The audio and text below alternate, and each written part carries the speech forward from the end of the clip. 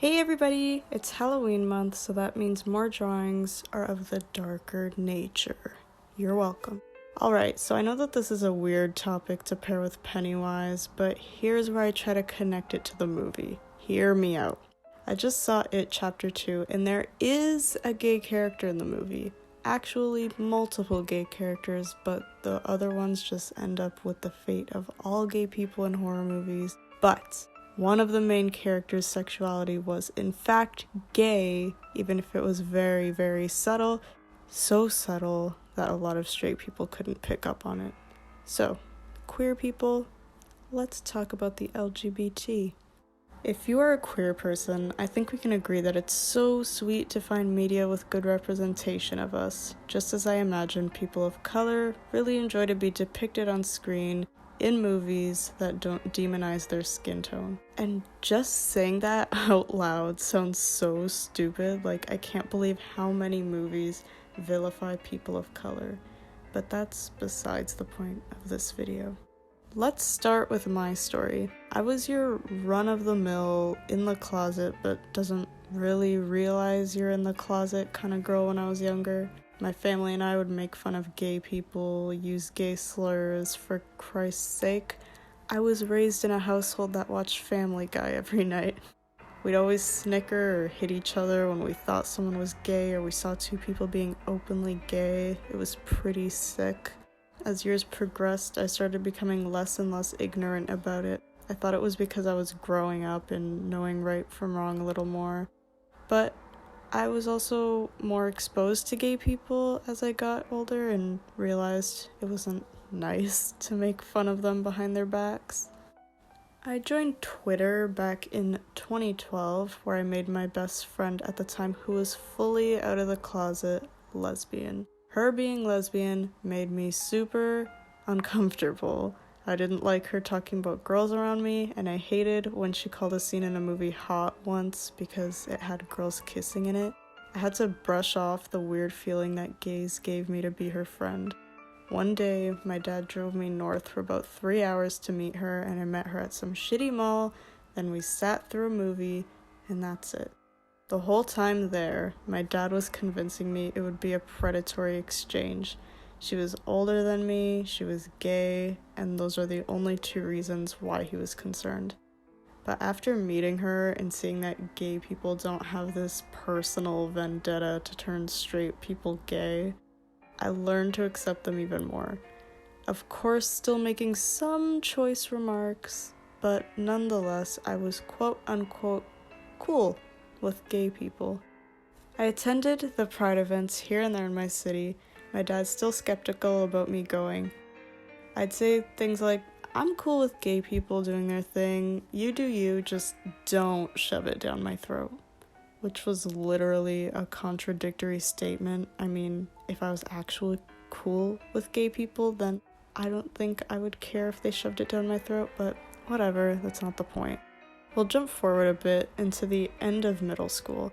I was a really sad kid, and I didn't really have any friends. The only person I talked to was my sister and my online friends. I was slowly coming to terms with who I really was. I questioned why I was so enamored with female icons, why I love the look of women's bodies, why I could picture myself marrying a girl just as easily as I can picture myself marrying a boy. But the biggest tell-all was that when I was in 7th grade, I wrote a lot, and I mean a lot, of lesbian smut. Yeah. And I still didn't know why I liked girls. I came to terms with my sexuality approaching high school. Came out to my sister, and she came out to me at the same time. It was pretty funny. Came out to my friend at the new middle school I went to, and she shrugged and said, okay. Which was probably my favorite reaction. I did a test trial of coming out to my dad, but he threatened to cancel our trip to Chicago, so I pretended it was a joke. Took me until my senior year of high school to tell my mom because we watched Love, Simon together and I was feeling sappy. I think my mom was the hardest to tell because we share a room, and if she didn't fully accept me, I would never be able to live with myself for telling her. But I don't think I ever fully came out to my dad. Now, being somebody who is generally open about their sexuality and accepting of most parts of themselves, I kinda don't care what people think about it. I'm not going to blatantly talk about how hot girls are at family dinners or flaunt around the fact that I like girls and wear it like a badge of honor. I'm just honest about it. I'm honest about myself. If somebody were to ask me if I was straight, I'd be honest, because when you start to fully accept yourself, you don't have to hide it or overly expose it. You're just kind of cool with it. If you have to ask yourself, is this appropriate to display as a gay person? Then it probably is. Gay people are taught to just bury that part of themselves and be ashamed of it. If you're openly gay, don't kiss your partner in public. Even holding hands is a little much. You don't want to make people uncomfortable now, do you? Well, I call bullshit. Do whatever straight people do in public. Do what feels right with you and what feels natural. Don't ever suppress parts of yourself to make other people comfortable. Unless it's like murderous parts, then feel free to suppress those. I never really enjoyed the branding of being gay or lesbian or bisexual or pansexual or what have you, as everyone in my life already knows I'm not the biggest fan of labels. So I just come out by inconspicuously sharing that I have a crush on some girl. Sometimes she's made up, sometimes not. If you really hate saying things like I'm gay or I like guys or I like girls or whatever, just casually mention a crush on somebody to not make this situation unbearable for the two of you.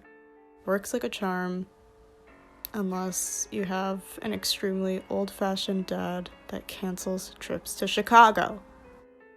I think our society really is changing for the better in the LGBT acceptance area of things. Western society seems to have mostly accepted it, although there are still very, very, very, very, very, very ignorant people, and you hear stories of trans people, or more specifically, trans people of color, getting beaten to death just for being alive. And LGBT rights are almost non-existent in some areas of the world. Even women's rights are non-existent in some areas of the world.